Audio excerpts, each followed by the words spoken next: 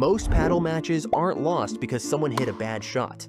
They're lost because someone made a bad decision. The same player who can execute a clean vibra in warm-up suddenly starts firing flat balls from the back of the court in a real match, going for winners from positions that don't exist, and wondering why nothing is working. Padel outside the professional level is decided almost entirely by unforced errors and positioning mistakes, not by who hits harder. Fix those two things, and you start winning matches you used to lose without understanding why. 5 tips, let's get into it. The team that controls the net controls the match. This isn't a suggestion, it's basically the entire sport summarized in one sentence.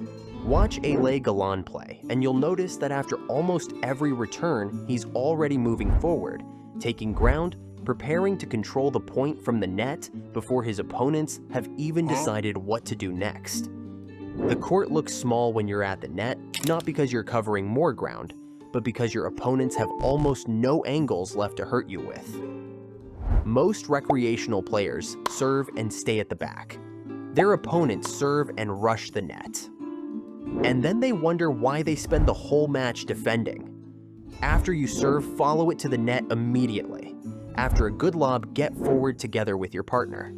The net is the winning zone, and every second you spend at the back is a second you're giving your opponents a positional advantage they didn't earn. Everyone thinks the lob is what you play when you're in trouble.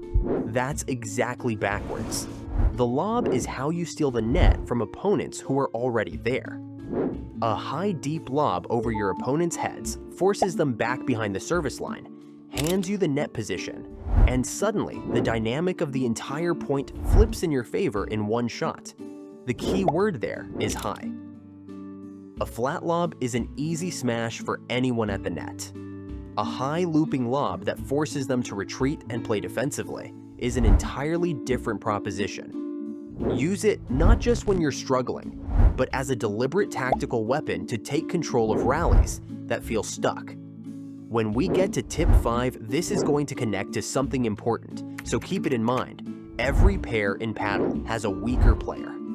Even LeBron and Galan get targeted, with Galan often being put in the fridge, which is the term for deliberately isolating one player and feeding them ball after ball until the pressure breaks them, or their partner gets frustrated watching from the sideline doing nothing. You don't need to be subtle about this.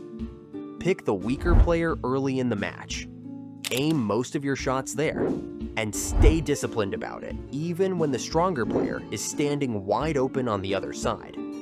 2 things will happen. The targeted player feels the pressure mounting. The non-targeted player starts feeling helpless and slightly annoyed, which leads to rush decisions and unnecessary risks. Both outcomes work in your favor. The longer a match goes, the more your opponents read your patterns.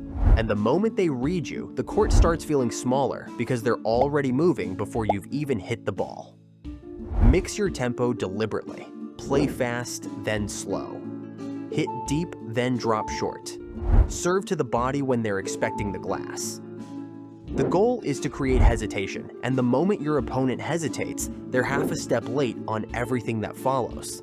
Bea Gonzalez does this better than almost anyone on tour, constantly varying pace and direction, so opponents can never fully settle into a rhythm. You don't need her technique to use her strategy.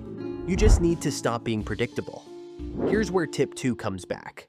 When you're defending from the back of the court, most players just try to survive. They hit the first ball, they can get back over the net and hope for the best. That's not defending. That's just delaying losing. Defending with a plan means every shot from the back has a purpose. Deep lobs to the spaces your opponents leave uncovered. Soft balls that force them to volley upward, giving you time to advance. Waiting for the moment when they go for too much, and then stepping forward together as a pair.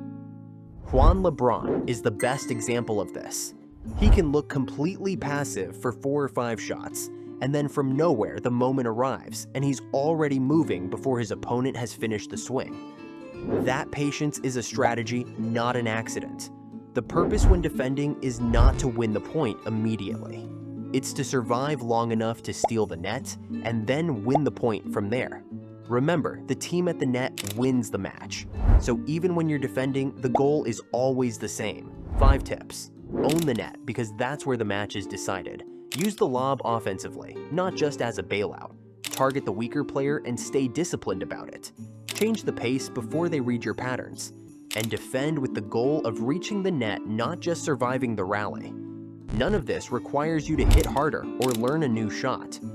All of it requires you to think one step further than your opponents do.